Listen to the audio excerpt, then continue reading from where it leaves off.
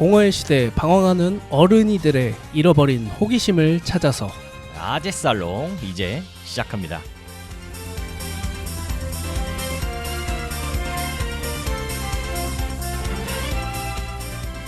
안녕하세요. 아재살롱 진행자 안산토박이 안토, 그리고 작가 람지입니다. 아재살롱 첫 방송에 오신 여러분 환영합니다. 단원 FM과 함께하는 아재살롱, 엉뚱한 질문에 진심으로 들이대는 아재들입니다. 오늘 하루도 쓸모있느라 고생했습니다. 잠시 방전하시고 머릿속 드라이브 정리하세요. 바로 시작합니다. 그 전에 노래 한 곡 듣고 오겠습니다. 언니네 이발관 순간을 믿어요.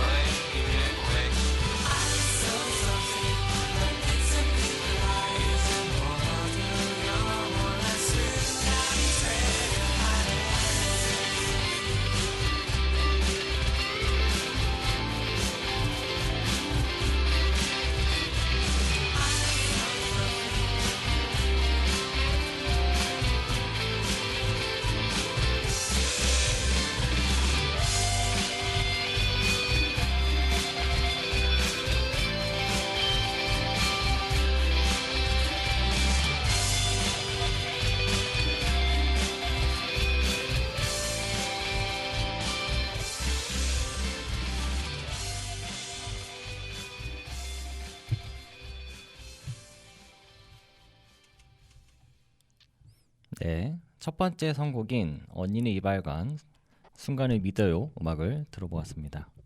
자, 그럼 오늘 주제에 대해서 이제 얘기를 해볼 건데요. 오늘 주제는 인간과 사랑에 대한 얘기를 좀 시작하도록 하겠습니다.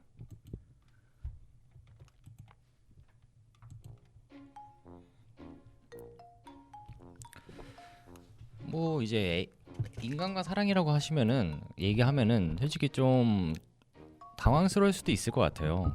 네, 왜냐면은 지금 현재는 인간 간의 어떤 사랑만 얘기를 하고 있는데 AI와의 인간과 사랑이 과연 이루어질 것인가? 사실 근데 이거를 얘기하기 전에 도입돼야 될 거는 그럼 과연 AI가 인간과 같은 어떤 대우로서 존재를 받을 수 있을 것인가? 좀 이 부분에 대해서 생각을 좀 해봐야 될 것 같거든요.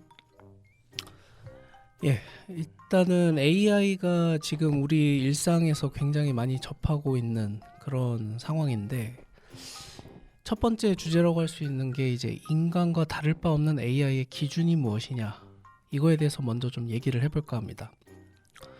먼저 일단 제 생각을 좀 말씀드리자면요.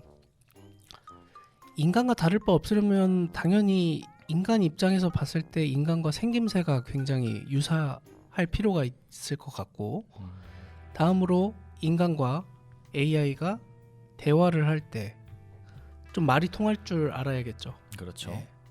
그런 좀 어느 정도 소통이 가능한 그 정도 역량이 좀 있어야 될 것 같고 다음으로는 AI가 이제 스스로 감정을 느낄 수 있는 단계 그 정도 조건이 충족이 됐을 때 인간과 다를 바 없다라고 볼 수 있지 않나 저는 생각하는데 람지 씨는 어떻게 생각합니까?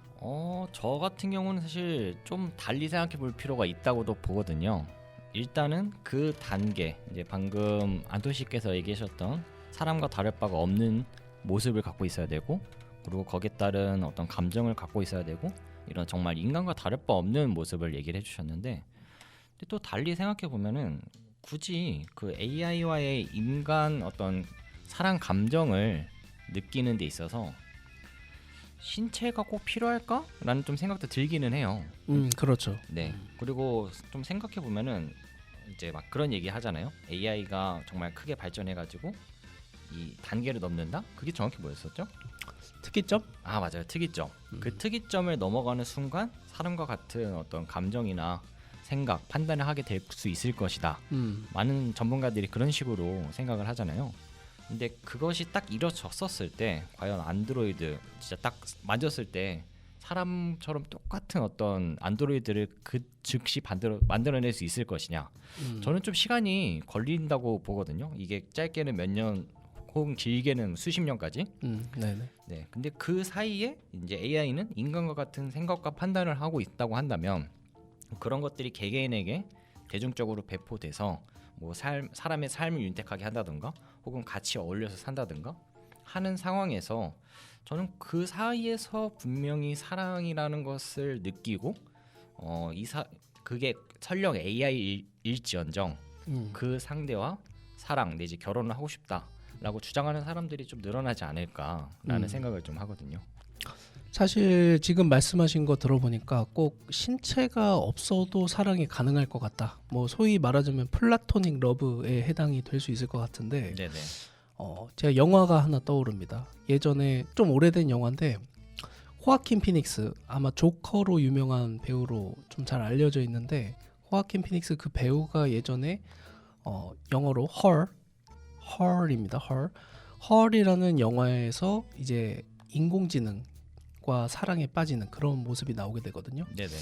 사실 그 소재 자체가 그 당시에는 상당히 좀 도발적이기도 했었고 물론 호아킨 피닉스의 연기 그 자체도 굉장히 워낙 뛰어나다 보니까 영화가 볼맛이 났지만 소재 자체가 AI와의 그 사랑을 다루는 것이었다 보니까 AI가 우리 일상에 저 정도로 스며들면은 정말 사랑에 빠져서 혹은 AI한테 질투심을 느끼는 그런 상황까지 올 수 있겠구나 하는 것을 봤던 영화로 인상이 남는데 저는 개인적으로 그런 세상이 아주 긴 미래가 아닐 것 같다는 생각이 듭니다. 한 몇 년 정도 내다보고 계신가요? 예, 저는 요즘 발전되는 AI의 이런 속도 이런 것들을 생각을 해봤을 때 10년 내면 우리가 어느 정도 감정적인 교류가 가능한 세상이 오지 않을까. 특이점을 돌파하지는 않았더라도 어떤 AI 자체로서 생각하고 판단을 할 수 있을 정도의 수준이 될 것이다.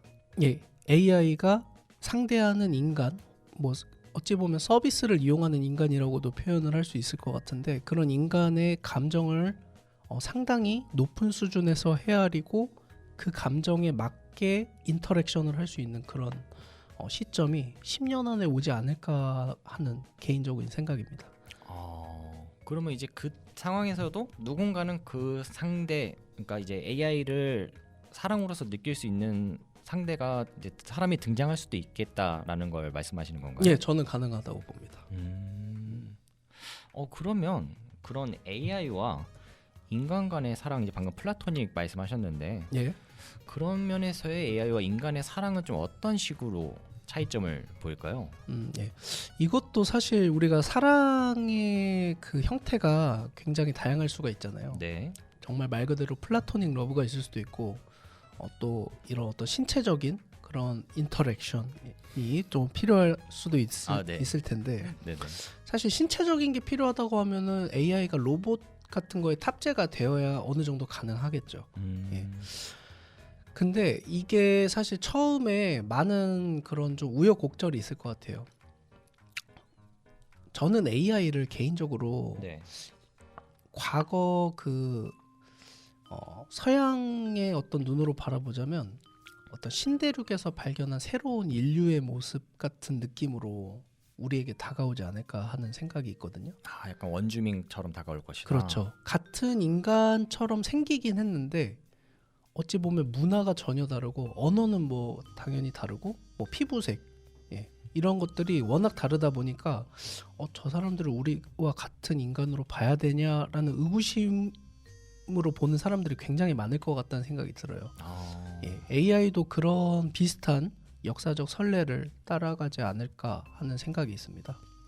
그래서 아마 지금 우리가 동성애나 혹은 새로운 형태의 사랑으로 이렇게 사랑을 하고 계시는 많은 분들이 사회에서 인정을 쉽게 받기가 어렵잖아요. 특히나 한국에서는. 네네. 그래서 AI와 같이 연애를 하고 뭐 사랑을 나누고자 하는 사람들이 등장은 분명히 할 텐데 그게 우리 사회에서 쉽게 용인되거나 받아들여지기가 쉽지가 않을 것 같다는 생각을 해봅니다. 남지 씨는 어떻게 생각하십니까? 저 같은 경우는 좀 다른 측면을 생각해 봤는데요. 그러니까 일단 AI라는 것 자체가 원주민과 어떤 비슷한 형태로서 취급당할 가능성도 존재는 하겠지만 저는 또 반대로 AI라는 게 사실 지금도 그렇잖아요. 어떤 결과값을 이렇게 질문이나 무언가를 했었을 때 그거에 따른 결과값을 인간으로서는 알 수 없는 어떤 연관관계, 상관관계를 거쳐서 결과값을 이렇게 내놓기도 하는데 네. 만약에 AI가 어느 정도 그런 스스로까지는 아니더라도 정말 고지능적인 판단과 어떤 결과값을 내놓을 수 있을 정도의 수준이라고 한다면은 과연 그 원주민과 마주쳤었을 때는 굉장히 원주민은 상대적으로 무력 부분적인 부분에서도 약한 부분이 있었었고 어떤 차별을 당했을 때 거기에 따른 대항할 힘이 없었잖아요. 그랬죠. 네, 근데 AI 같은 경우는 그것과는 좀 상황이 다르지 않을까. 오히려 AI가 그런 부분에 있어서 오히려 선점적인 부분을 가져갈 수 있지 않을까. 더 오히려 우월성이 있을 가능성이 높다. 네. 물론 그게 과연 그러면 그런 것들이 매니아로 완벽하게 다가와서 굳혀질 것이냐. 사실 그 부분에 대해서는 저 좀 약간 회의적이기는 하지만 그렇다고 해서 AI와 인간의 어떤 그런 뭐 사랑 이런 것들을 주장을 하고 그런 것들을 인정해 달라고 했었을 때 이것을 온전히 타박의 대상이나 혹은 압박해야 대상으로 볼 것이냐 라는 것은 또 좀 달리 생각해 볼 수 있지 않을까라는 좀 생각이 듭니다. 그렇군요. 사실 제 의견은 어쩌면은 제 개인적인 좀 성향이 좀 반영된 것 같기도 해요. 왜냐하면 좀 저는 인간의 어떤 그 본성이라든가 네네.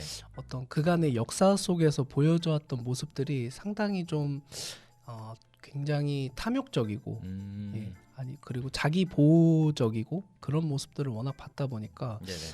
이 AI라는 것들이 우리 일상 속으로 들어와서 정말 사랑을 나눌 정도로 교류한다는 게 아직 지금 저로서는 조금 상상하기가 어려웠던 것 같고요. 네네. 근데 다만 람지 씨가 얘기한 것처럼 어쩌면은 AI가 인간의 사랑을 조금 더 우월적인 그런 위치에서 인간과의 사랑을 주도할 수 있는 역할이 되지 않을까도 싶어요. 저는 어떤 것까지 우려를 하나, 사실 우려가 계속 나오는데 네네. 말씀드리자면 그 최근에 그 가스라이팅이라는 용어가 사회에서 많이 사용이 되잖아요. 그렇죠. 예, 뭐 가스라이팅으로 인해서 뭐 안타깝게 세상을 등지신 그런 분들도 종종 계시고 해서 많이 이제 화두가 된 개념인데, 저는 이게 AI와의 관계가 지속되고 더 심화가 될수록 일종의 AI 발 가스라이팅이 발생하지 않을까라는 생각도 들어요. 그게 AI로부터 발생되는 걸까요? 아니면 AI를 만든 사람들로부터 발생하는 걸까요? 사실 AI를 만든 사람이 그런 거를 의도해서 만들 수도 있다고 생각을 하지만 네네. AI가 그런 우려를 갖고 있게 되면은 사실 개발을 하는 사람이나 그런 서비스를 운영하는 회사 입장에서 상당히 리스크를 지고 가는 거라고 할 수 있기 때문에, 네네. 왜냐하면 사회적인 비판을 받거나 혹은 나 이 AI 서비스를 구매했는데 나 이거 환불할래와 같은 이런 경제적인 피해까지 감수를 해야 될 여지가 높다고 봐서 네네. 사실 그거를 의도할 것 같지는 않아요, 일부러. 음. 근데 다만 AI의 어떤 그 기술적 특성상 개발자 혹은 그거를 서비스하는 회사에서 그걸 의도하지 않았다고 하더라도 사용하는 사람이 어느 순간 그 AI에 굉장히 의존을 하게 되면서 감정적인 어떤 것들도 의존을 하기 시작할 것 같아요. 예. 그러다 보면은 AI야, 나 오늘 기분이 이런데 뭘 하면 좋을까? 라고 예를 들어서 이렇게 네. 물어봤을 때 AI가 뭔가 답을 주겠죠. 그렇죠. 예, 그 사람의 어떤 성향, 경험 이런 것들을 고려해서. 근데 어느 순간 나 스스로가 그걸 물어보지 않으면 생활이 불가능할 상황까지 도래하지 않을까 하는 생각이 들어요. 예. 그 사람의 성향과 어떤 판단을 온전히 그러니까 파악하고 나서 거기에 따른 알맞는 대답을 제공을 하니까 사실 그거는 물론 인간도 상대방의 어떤 고민이나 이런 것들을 얘기했을 때 그거를 공감해 주기도 하고 위로해 주기도 하지만 때로는 그런 것들이 자기가 그냥 공감만 바라는 건지 혹은 거기에 따른 어떤 해결 방안을 바라는 건지 그런 거에 또 자기 기분에 따라서 좀 다르질 수 있기도 하거든요. 그렇죠. 근데 AI 같은 경우는 그런 것들을 좀 더 그 사람에 맞게끔 맞는 결과를 얘기해 주니까, 그러면 내가 뭔가 힘들거나 했었을 때 결국 사람에게 의지할 게 아니라 AI를 통해서 그거에 대해서 질문을 하고 그러다 보면은 AI 사용이 계속 반복될 수밖에 없고, 그러면 오히려 인간 간의 관계는 좀 뭐라고 해야 되지? 소원해진다. 네, 그렇게 된다라고 지금 얘기를 하시는 건가요? 그렇죠. 저는 그게 어떤 의미로 사회적 가스라이팅이 될 수도 있다고 보거든요. 예. 사실 내가 사회에서 다른 사람들과 교류하는 거를 일부러 싫어하지 않은데도 불구하고 네. 자꾸 AI를 통해서 그 관계에 의존을 하게 되면 사회적 관계가 상대적으로 멀어질 수밖에 없다고 생각을 하거든요. 사실 이거는 당장 AI가 아니라고 하더라도 우리가 흔히 쓰는 스마트폰만 생각해 보더라도 어느 정도 비슷하다고 저는 보는데, 사실 스마트폰을 사용하면서 굉장히 교류가 어떤 의미로 많아졌다고도 할 수 있지만 우리 각자를 돌이켜 보면은 디바이스에 굉장히 의존하는 삶을 살고 있거든요. 네. 예. 그리고 그와 반대로 다른 사람, 실제로 살아있는 사람과 눈을 마주치고 다양한 얘기를 오랫동안 나누는 그런 시간은 줄어들었지 않았나 생각이 들어요. 그러면 이거는 모바일 디바이스 혹은 이런 것들이 우리 인간을 어떤 의미로 가스라이팅해서 행동 양식을 바꾸게 만든 거 아니냐 라고 또 할 수 있지 않을까요? 그러면 그거에 따른 결과값이 생각만큼 인간에게는 좋지 않을 수 있다. 악 영향을 끼칠 수 있다. 그렇기 때문에 그런 거 부분에 대해서 좀 조심해야 된다라고 하는 게 이제 안토 씨의 생각인 건가요? 예, 이거를 사실 법적인 걸로 제재를 한다거나 하는 거는 조금 어렵다는 생각이 들고요. 네네.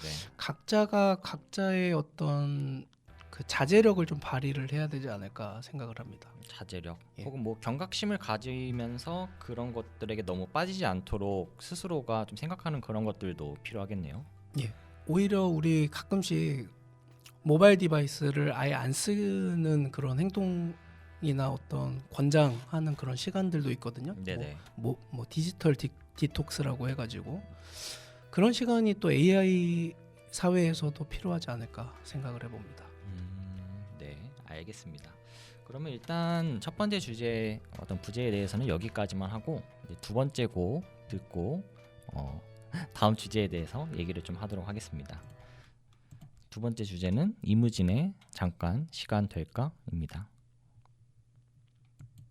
잠깐 시간 될까 만날 수 있을까 별일은 아니고 그냥 보고 싶어 그래 묻지 말고 대답해 줄래 그럼 나게 네 설레 장난치지 말고 내게 답해 줄래 어떻게 생각해 만나서 반가워 아마 첫인사부터 이런 맘이었었는지도 몰라 나 이제 내게 다가서려 해 거리를 좁혀보려 해 나 망설이지 않기를 우리가 만약 시작한다면 그 누구보다 예쁘디 예쁠 거라 생각해 혹시 넌 어때 할 얘기가 많은데 마침 너희 집 근처야 혹시나 괜찮다면 잠깐 시간 될까 만날 수 있을까 별일은 아니고 그냥 보고 싶어 그래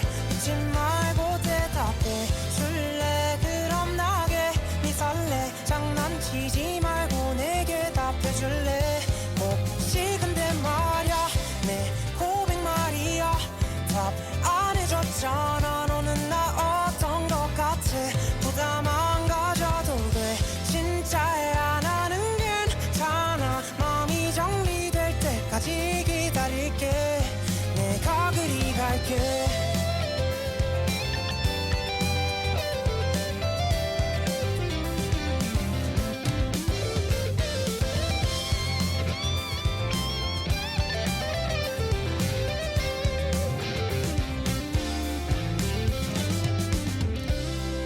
아마도 내가 이런 마음을 보내다 보면 널 깨닫겠지만 혹시 그렇게 되진 못하더라도 이 순간만큼은 설렜던 기억으로 남기를 이대로 너와 내 시간이 멈춰버렸음에 아직 우린 아무 사이도 아닌데 난 괜히 그래 할 얘기가 많은데 마침 너희 집 근처야 혹시나 괜찮다면 잠깐 시간 될까 만날 수 있을까 별일은 아니고 그냥 보고 싶어 그래 묻지 말고 대답해 줄래 그럼 나게 네 설레 장난치지 말고 내게 답해 줄래 내가 그리 갈게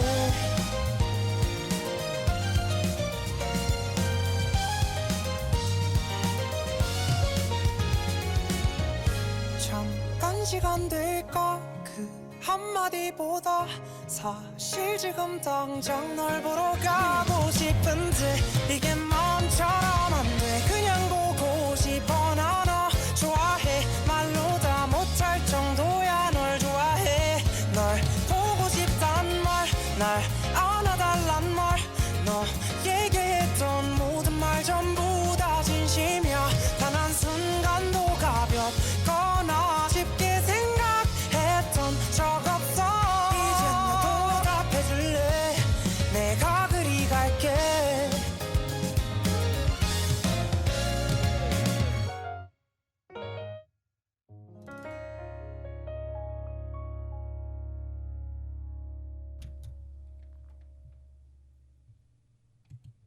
네, 두 번째 노래인 이무진의 잠깐 시간 될까 들어보았습니다.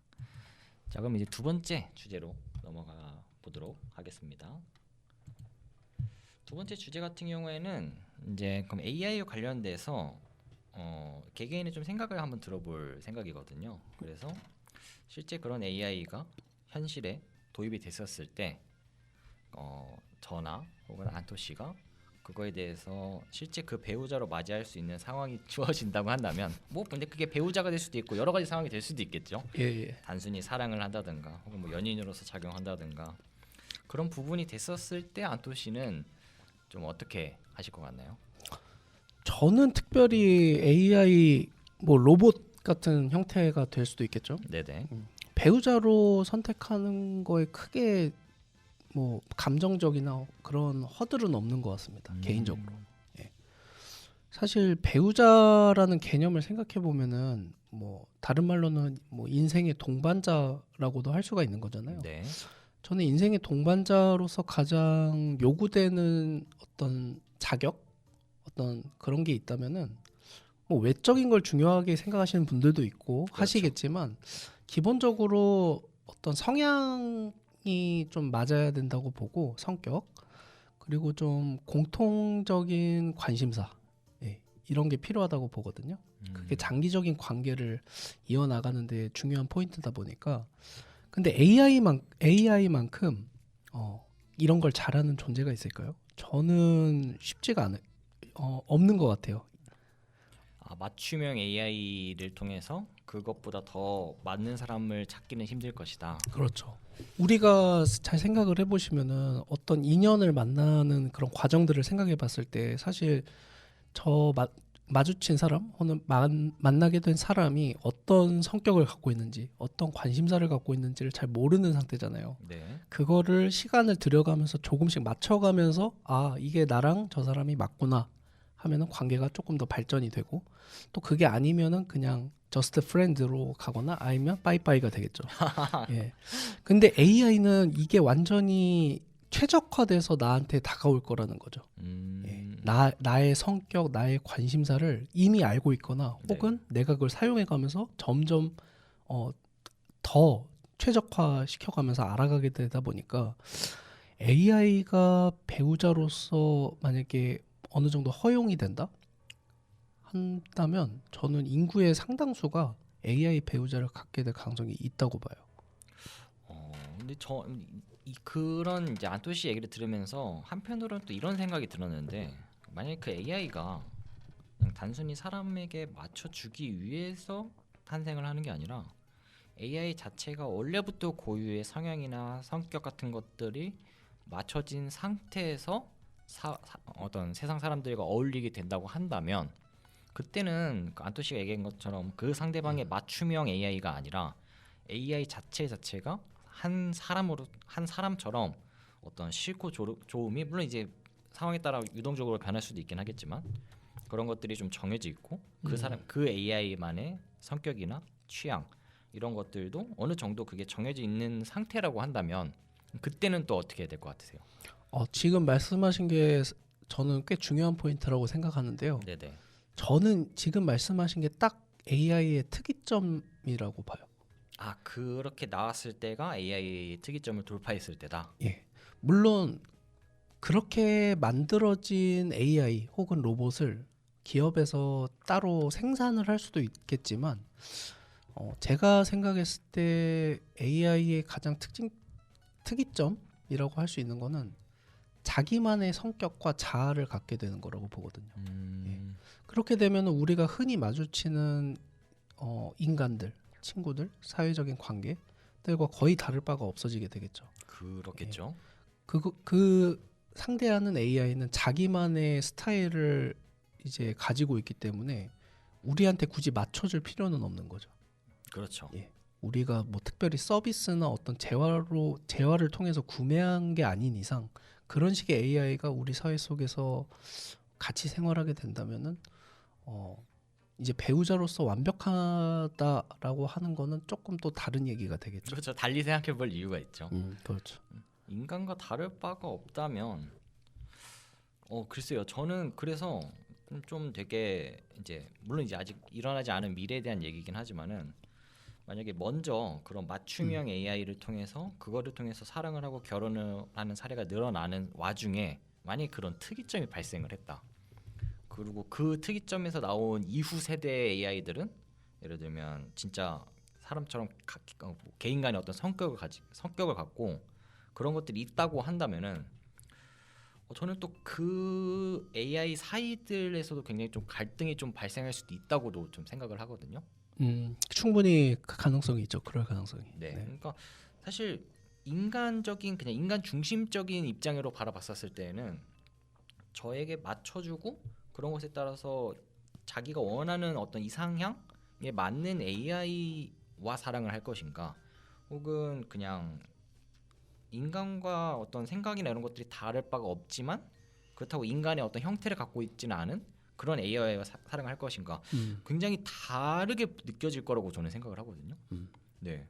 그래서 그런 거를 생각을 했었을 때 이제 제가 만약에 그렇게 해야 된다고 한다면은 글쎄요. 솔직히 좀 어떻게 보면은 그 상황이 닥쳤을 때 저는 또 달리 이렇게 생각하는 부분도 있어요. 지금의 어떤 결혼 형태가 사실 어떻게 보면 일부일처제 형식의 어떤 그런 거를 채택하는 나라가 굉장히 많잖아요. 그렇죠. 근데 어떻게 보면 그런 시대가 왔었을 때 지금 우리가 생각하고 있는 그런 결혼 제도나 그런 것들이 조금은 달라질 수도 있다라는 게 좀 제 개인적인 생각입니다. 어떻게 달라질 것 같으신가요? 일단은 그런 AI 맞춤형을 통해서 제 어떤 것들을 온전히 저를 서포트해주고 해주는 어떤 그런 AI 존재 자체를 좀 아예 명칭 자체를 다르게 부르는 상황이 생기지도 않을까? 이런 생각도 들고요. 네. 그럼 과연 그거를 배우자라고 할 수 있을 것인가? 사실 그 부분에 대해서는 조금 생각해볼 여지가 있다고 생각을 해요. 그러면은 일단 제가 말씀하신 걸 들어봤을 때 한 인간, 저희 네네. 같은 인간을 서포트해주는 AI가 따로 있고, 네. 그걸 넘어서 우리와 연인적인 관계로 네네. 지낼 수 있는 AI가 또 따로 있을 것이고. 네, 그렇게 있을 수 있다. 예. 그렇죠. 관계가 이제 되게 다양해지는 형태로 갈 것 같은데, 네네. 근데 여기서 한 가지 제가 딱 눈에 띄는 거는 이게 우리는 하나고 우리를 상대하는 AI는 다수가 되는 거잖아요. 그렇죠. 예. 근데 저는 이런 관계는 보통 약간 우열이 나눠질 수밖에 없다고 보여지거든요.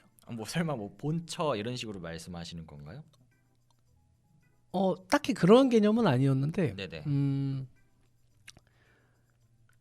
그냥 일반적으로 네. 어떤 존재의 어떤 중요성이나 이런 것들이 약간 희소성이 있는 경우가 더 조금 높게 어떤 가치가 부여된다고 해야 될까? 뭐 예를 들면 다이아몬드라든가.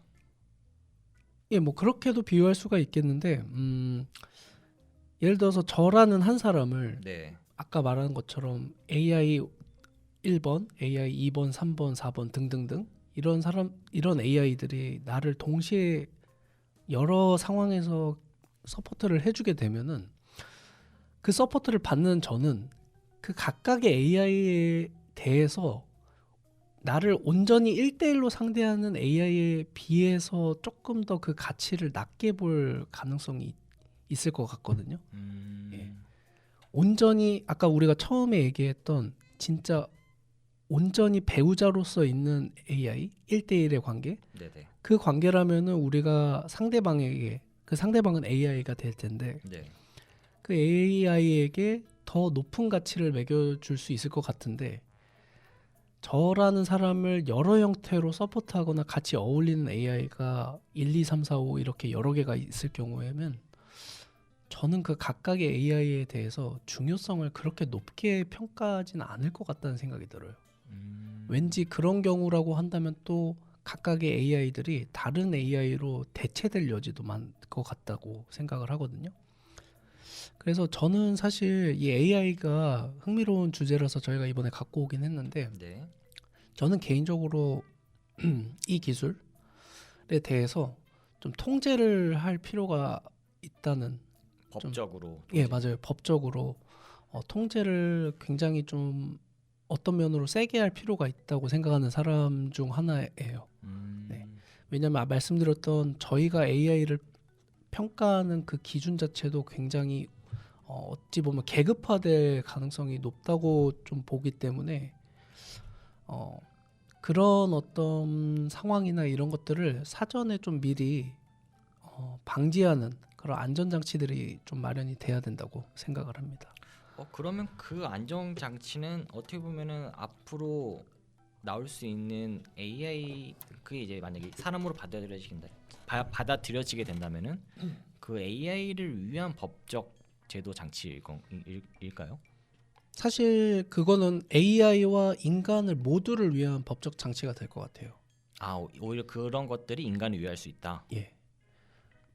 왜냐면은 너무 준비가 안 된 상태에서 갑자기 교류가 늘어났을 때 여러 가지 어떤 문제들이 발생할 여지가 높다고 보거든요. 예. 그게 사소한 어떤 뭐 AI를 오남용한다 이런 문제를 넘어서 AI에 의한 어떤 폭력이라든가 네. 혹은 살상 이런 좀 극단적인 형태로까지 발전할 여지가 저는 있다고 봅니다. 그래서 그런 것들을 좀 사실 그런 게 일어났을 때 새로운 조치가 취해질 가능성이 아무래도 높겠지만 네네. 사전에 뭐 좀 예방하자는 차원에서 말씀을 드리자면 AI의 기술 수준이 우리가 앞서 이렇게 쭉 얘기했던 것처럼 정말 인간과 다를 바가 없을 정도로 발전을 하게 되고 우리가 그거를 저희가 살아있는 동안 이렇게 목도하는 그런 시절이 오게 된다면 저는 AI가 우리 사회에서 통제된 어떤 영역에서 관리를 좀 받으면서 시작할 필요가 있다고 봅니다. 바로 우리 사회에서 정말 다른 인간처럼 마주치고 생활하는 정도의 수준으로 바로 넘어가게 됐을 때 네네. 여러 가지 심각한 문제가 나타날 것 같다는 생각이 들어요. 그 심각한 문제가 이제 뭐 일반적으로 겪는 어떤 범죄나 이런 것들에 사용될 가능성이 높다라고 판단을 하시는 건가요? 예, 인간이 AI를 이용할 수도 있고 AI가 아까 말씀드렸던 것처럼 어떤 가스라이팅의 형태로 우리에게 간접적인 피해를 야기할 수도 있다고 생각을 합니다. 만약에 그 이제 법적인 제도를 도입을 해야 된다라고 했는데 오히려 그게 AI와의 어떤 상생이나 혹은 AI가 발전하는데 발목을 잡을 수 있다라는 어떤 그런 가능성에 대해서는 어떻게 생각하시나요? 먼저 발목을 잡을 수 있다고 봐요. 예, 발목을 잡을 수는 있는데 네네. 저는 발목을 잡는 것보다 먼저 좀 생각해봤으면 하는 게 네네. 우리가 무엇을 위해서 AI를 만들고 그것을 활용하려고 하는가. 가장 처음으로 돌아가서 네. 우리가 그걸 왜 쓰게 됐는지를 생각을 해봐야 될 것 같아요.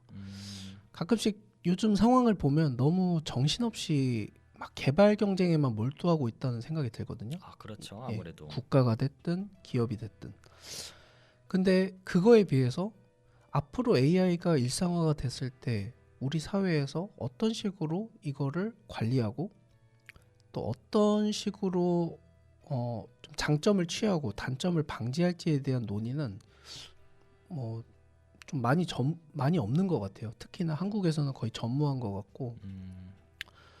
그래서 당장 우리에게 이득이 되는 것만을 보지 말고 좀 장기적으로 봤을 때 큰 위험성을 제거하고 좀 장기적인 어떤 이점을 취해갈 수 있는 방법을 좀 심도 있게 고민해봤으면 하는 바람입니다. 네, 잘 알겠습니다. 그러니까 다시 그럼 원점으로 돌아와서 예. 안토 씨 같은 경우에는 그런 AI와 그런 것들이 발생을 했었을 때 그러면 결혼을 할 수 있다? 결혼은 할 수 있다. 결혼할 수 있다. 결혼은 할 수 있다. 다만 네. 그거를 그냥 우리가 인간과 인간이 결혼하고 이렇게 하는 것처럼 네. 자유롭게 그냥 풀어서 허용할지에 대해서는 조금 시간이 필요하다. 예. 먼저 좀 시행착오도 어느 정도 좀 점검을 해봐야 될 거고. 네네. 예. 그리고 뭐 지금 당장은 배우자로 선택할 생각이 있는가를 얘기하고 있지만 또 이혼을 할 수도 있는 거잖아요. 그렇죠. 예, 내가 헤어지고 싶은데 AI랑 네. 알고 보니까 AI랑 좋아서 결혼했는데 내가 막 무슨 머슴처럼 살고 있더라. 네. 이랬을 때는 또 어떤 법적인 그런 탈출구를 허용을 해줘야 될지도 좀 생각을 해봐야겠죠. 네. 확실히 그렇게 보면은 AI 형태가 어떤지에 따라서 그거에 따른 대처 방법이 사실 굉장히 다양할 수 있기 때문에 어떻게 보면 시기상조일 수도 있다고는 생각을 하지만 근데 또 어떻게 보면은 그런 것들을 그래도 어느 정도 안토 씨가 얘기했던 것처럼 제도적인 것들을 미리 이렇게 만들어 놓고 하는 것과 그렇지 않았을 때 실제 우리가 이제 인간과 AI가 딱 그 같이 공존하는 시대에 살게 됐었을 때 마주하면서 겪어야 될 것들이 조금 더 그런 어떤 제도적인 장치가 마련되어 있다고 한다면은 그런 것들을 조금 더 어떤 미연에 발생할 수 있는 사고나 이런 것들을 좀 더 방지할 수 있지 않을까 하는 생각이 좀 들기는 하네요. 저도 그런 바람입니다. 그래서 저 같은 경우는 이제 글쎄요, 이제 안토 씨 같은 경우에는 예를 들면 내 맞춤형에 대해서 여러 가지 AI가 등장을 하고 그 AI 존재가 많기 때문에 그거에 따른 이제 값어치 상대적으로 낮아질 수 있다라고 얘기를 하셨지만 저는 오히려 반대로 한 존재 AI, 그러니까 저에게 맞춤형인 AI가 형태만 다를 뿐 각자의 위치에서 저를 서포트해 줄 수 있다라는 생각을 하거든요. 그러니까 AI가 AI 1, 2, 3, 4, 5, 6 이렇게 있는 게 아니라 하나의 AI가 상황에 따라서 제가 가는 위치나 어떤 그런 거에 따라서 그냥 거기에 따라서 명령을 내릴 수 있는 AI는 딱 하나만 존재하고 그것을 통해서 이제 때로는 그게 스마트폰이 되기도 하고 때로는 뭐 어디 내비게이션이 되기도 하고 그런 저와 그냥 같이 밀접해 있는 어떤 디바이스에 연결을 해서 그거를 통해서 서포트 해주는 근데 결국 그거는 AI가 여러 개 있는 것보다는 하나를 통해서 이렇게 1대1식으로 주고받는 게 어떤 효율적인 측면에서 봤었을 때에도 더 좋다고 생각을 하거든요. 그래서 저는 만약에 그런 식의 뭐 AI 미래가 온다면 좀 그런 식의 미래가 올 것 같고 그런 상황에서 그럼 배우자를 맞이할 생각이 있느냐? 저는 일단은 할 것 같아요. 사실 저도 안토 씨랑 좀 생각이 비슷한 게 제가 생각하고 있는 어떤 배우자의 어떤 혹은 어떤 어떤 했었을 때 어떤 배우자 이런 것들에 대해서 제가 생각하는 기준은 저와 핵심 가치관이 같느냐라는 게 일단 첫 번째 우선적인 것 같고요. 상대방과 핵심 가치관이 같은 상태에서 그 사람과 사실 뭐라고 해야 되지? 좀 이렇게 가정을 이뤘을 때 서로가 좀 희생적인 헌신적인 부분을 할 수 있느냐라는 것도 제 두 번째 조건이기는 한데 사실 저에게 오로지 맞춰주는 AI이기 때문에 그 두 번째 조건이나 첫 번째 조건은 거의 해결이 됐다고 보거든요. 왜냐면 제가 생각하는 가치관이나 어떤 그런 나아가고자 하는 방향을 AI가 스스로 맞춰주다 보니까 하지만 만약에 특이점이 발생하고 난 이후에 그 상황에서의 AI를 마주하게 된다면은 사실 저는 인간과 크게 다른 게 없을 수도 있다고 그냥 생각을 해요. 그냥 현재 그냥 지구가 그 인간이 지구를 어떻게 보면은 거의 뭐 최상위 종족으로서 군림을 하고 있는데 그런 인간이 현재 뭐 70억 정도 되나요, 인구가? 그 정도 네. 되겠죠. 만약에 저는 AI가 거기 등장한다면 진짜 뭐 100억, 150억, 나아가서 200억, 그러니까 다 통틀어서 얘기하는 건데요. 인간과 AI를 합쳤을 때가 될 가능성도 충분히 충분히 존재를 하고 그 상황에서 같이 그냥 어울리면서 살아가는 상황이 되지 않을까. 그래서 좀 더 시대가 나아가면은 AI나 인간의 어떤 지금 구분을 두고 있잖아요. 특이점이 발생하면은 AI는 AI대로서 존재할 것이고 인간은 인간대로 존재할 것이고 이런 식으로 얘기를 하고 있지만은 그 시간이 조금 더 이렇게 지나가면 인간과 AI의 어떤 구분 자체 경계선이 모호해지는 상황이 오지 않을까.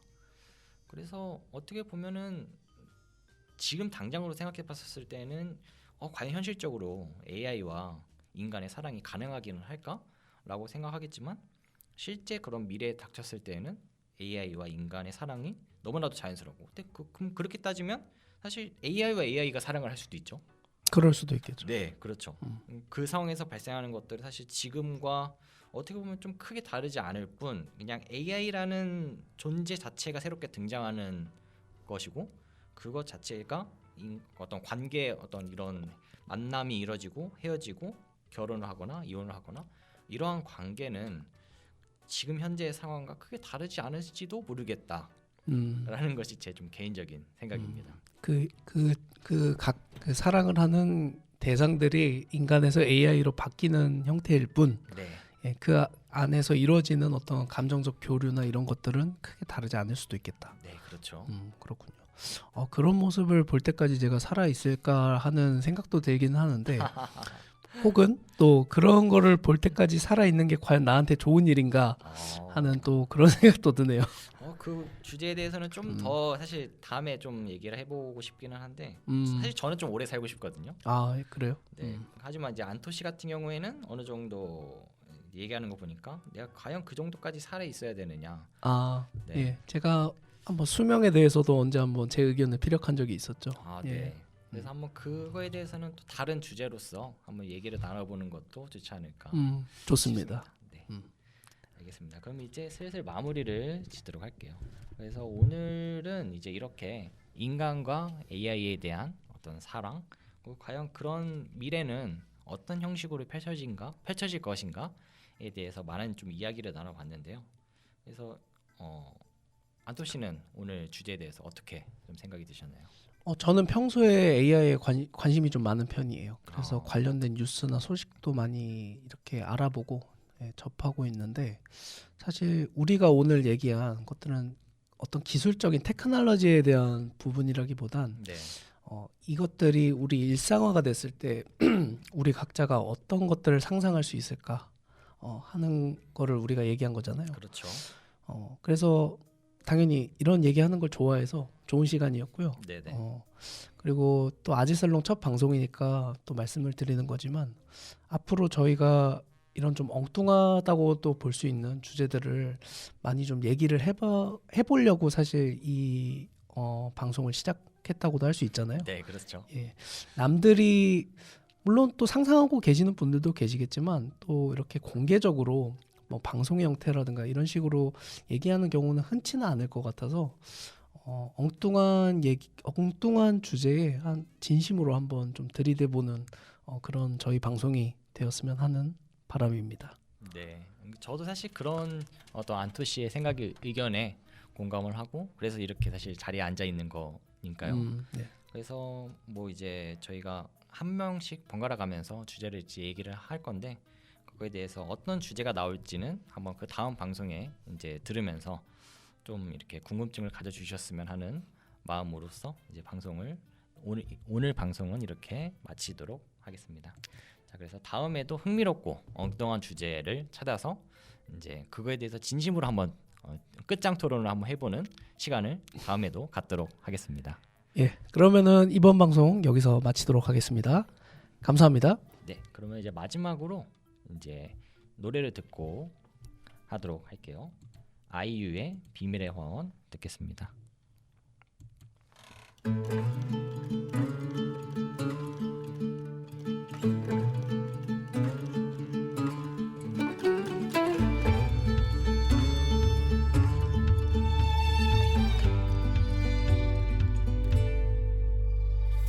바람을 타고 날아오르는 새들은 걱정 없이 아름다운 태양 속으로 음표가 되어나네.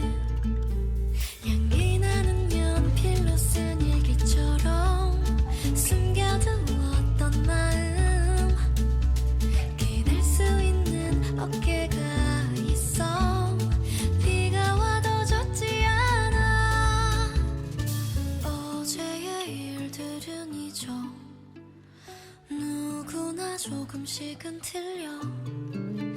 완벽한 사람은 없어. 실수투성이고 외로운 나를 봐. 난 다시 태어난 것만 같아.